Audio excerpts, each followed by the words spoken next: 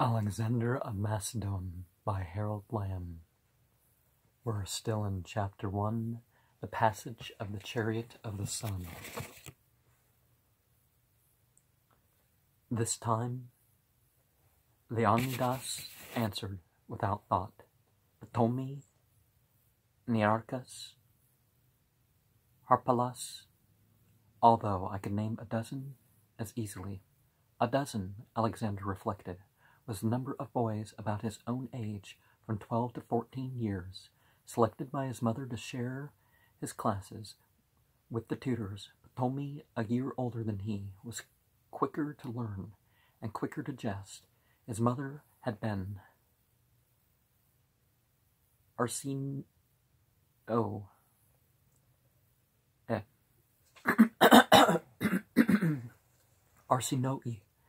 a Greek prostitute companion who dyed her hair in the Eastern fashion. Although she never confessed it, Ptolemy believed that Philip himself had sired him by Arsinoe. So Ptolemy secretly thought himself equal, if not superior, to Alexander, yet placed beneath Alexander because his mother was not acknowledged. And in most pre-modern cultures, a prostitute and a girlfriend seem to have been listed as the same thing. Nearchus, on the other hand, had been borne away from the mountains in Crete, had voyaged on ships from island to island, although he did not talk about it, just as now he was kept in the city as a hostage, and Alexander did not know what he thought about that. In fact, Nearchus seldom said anything. He followed the boys about, his brown face expressionless, and agreed to whatever he wanted to do. Alexander liked Nearchus, who never quarreled, but there was a gulf of silence between them. In the same way, he shared nothing with Harpagus, who was a peasant's son, and often too sickly to study. His mother had selected Harpagus because she said Alexander must come to know all types. I asked the names of 3 friends, Alexander exclaimed angrily. Not companions. The kinsman looked at him curiously. A man's friends must be of his own making, he said after a moment. You should know that by now. Next to the loneliness was the fear. Alexander did not talk about that. When he thought of it, he thought of the Theban veteran. The soldier from Thebes had a scar running down from one eye that made his face look like a twisted quince. He had been brought from Thebes by Philip, who had spent his boyhood years there as a hostage and had learned the Theban phalanx drill in that time. Alexander remembered well what Philip had said when he brought the Theban to the boy. If you ever wage war, you must first learn how from those who are supreme in the making of war, and he had winked his good eye confidently towards the boy, so that it was not clear whether his words had been meant for the silent Theban or, equally, the silent boy. This Theban was no giant of a man, but his muscles, interlocked like twisted chains, he could take the 12-foot sarissa spear in the fingers of one scarred hand and whirl it around his head. He could throw the heavy weapon 30 paces ahead of him. Yet he trained Alexander not with the sarissa, but with the sword. These swords were light, bright polished iron that sang when the edge struck against metal. The Theban polished them after every exercise. If you keep such a sword always in your hand, he said, like a walking staff or hunting knife, you would grow accustomed to one and could really use it. You could strike without thinking what you had to do. Alexander resented the heavy words of the old man. Such talk of war by the phalanx man was as if a barley farmer discoursed on philosophy. Well, philosophy should be open to everybody, shouldn't it? He wondered if the Theban suspected he was afraid of weapons, especially when he faced Ptolemy in a sword duel. When he fitted the clumsy wooden practice shield on his left arm, sweat dampened his palms. He felt a paralysis of cold settle on his stomach, something quite different from the warm eagerness of headlong hunting or the sport of throwing javelins at a mark. But Ptolemy was slighter in body and cleverer than he. Running and training and riding had made Alexander hard. Straight he stood, with his head on one side a little, his level blue eyes fixed on his opponent.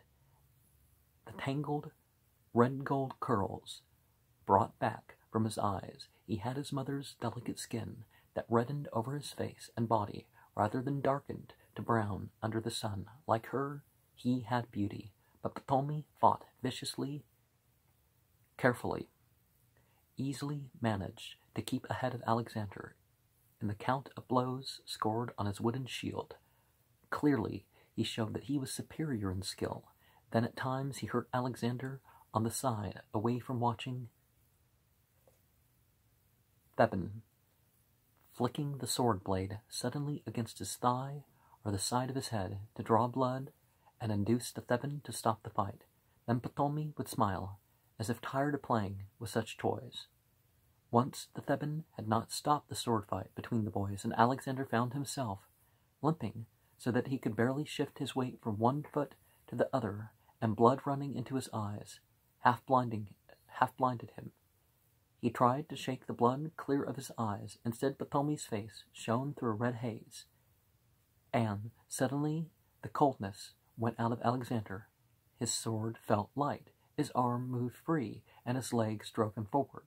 Behind the red veil, Ptolemy's shield was breaking, and his sword wavered helplessly. Alexander felt the fierce warmth of a headlong hunt. When he pressed close upon a weakened deer, and then he heard the Theban shouting, "Rest!" and the Theban's spear knocked the swords apart. Ptolemy was sobbing and staggering about, badly hurt, and the Theban held fast to Alexander's right arm and walked him away until he quieted. "If you can't master that temper," he growled, "you won't live long." To Philip the veteran made a different report. He is incredibly fast.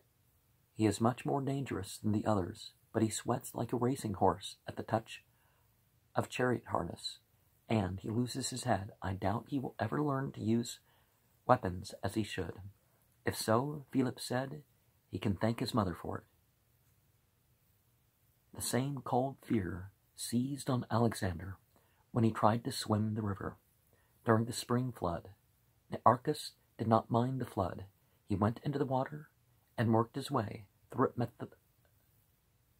methodically, as if it were a wheat field to be crossed. He drifted down the swift current, but he got across. Alexander fought the water, and his breath failed him until he had to turn back. It seemed to him that the Cretan boy had some skill or power that he could not have.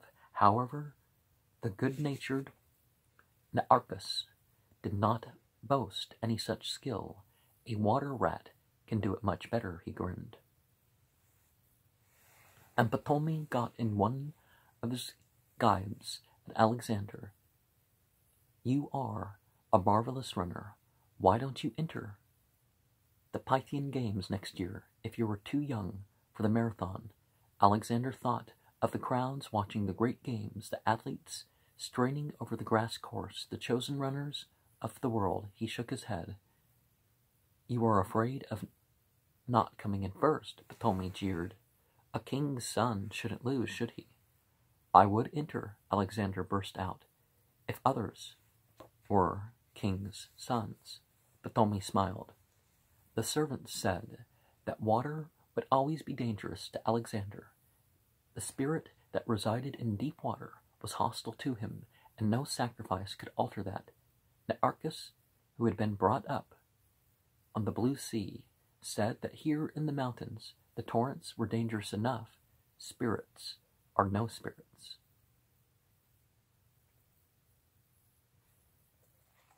regardless of whatever spiritual influence could be connected to something, we definitely have to look at the dangers and benefits of this world in terms of this world as well. While Alexander hated the city, his father's city of Pella is not clear.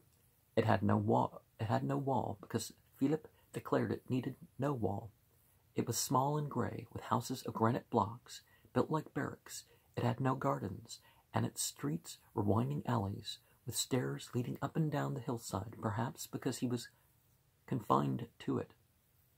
The boy felt that it had served as a prison for him. Perhaps the constant building made the place as unsettled as if it were recovering from an earthquake. The new houses had pillared porticos in the Greek style, yet Pella was ugly and dwarfed compared to the great Greek cities in the south.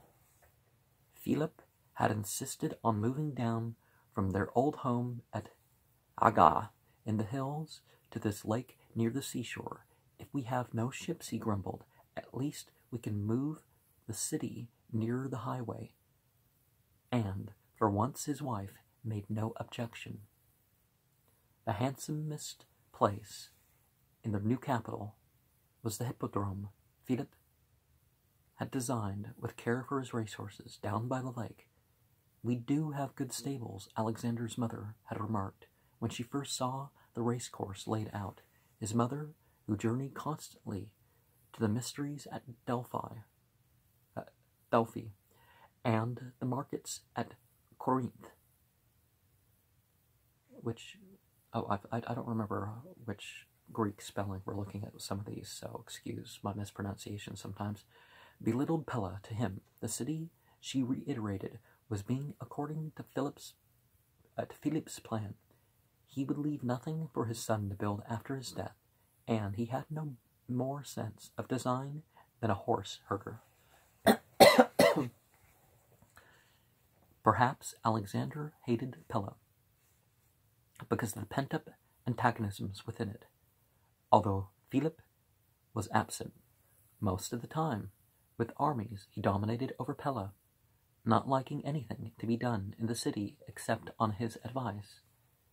Then Pella, in its narrow upland valley, was close to the great highway. From the ridge over the cemetery, you could see the dark glint of the great sea. You could trace out the white line of the distant King's Way along to the coast. Philip had nothing to do with that, and it had been built by the great king Xerxes. I don't remember the Greek spelling. Xerxes doesn't sound like a Greek name. It sounds like a mispronunciation of a Greek name. But who came out of Asia to subdue Greece a century before, and it was still the best highway to the east. Along that highway, one day came a procession of men from the east. The procession wound up the dirt road to Pella in a haze of dust of its own making, and through the dust shone bright purple coats and cloth of gold tunics. Never had the boys seen such splendor. From Asia, said Nearchus, cupping his hands to shut out the sun's glare. They would be magi, wearing those tiaras, showy, muttered Thomi enviously. Alexander watched the horses, fascinated. Some of them were the largest he had ever seen, moving with a thrust of the haunches, as if spurring the hillside down from them, others moving nimbly, their small, delicate heads constantly upturned. Alexander had not seen such breeds as these before. They were finer than the best of the Thessalians.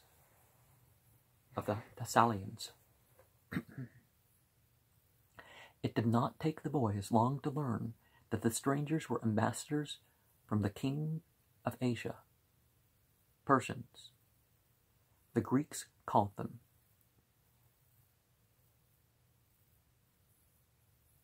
Persians. Okay. Alexander hung around the entrance steps, staring, wanting to examine the equipment of the Easterners, but afraid to attract their attention. Now, back in the day, didn't they say that Europe started over by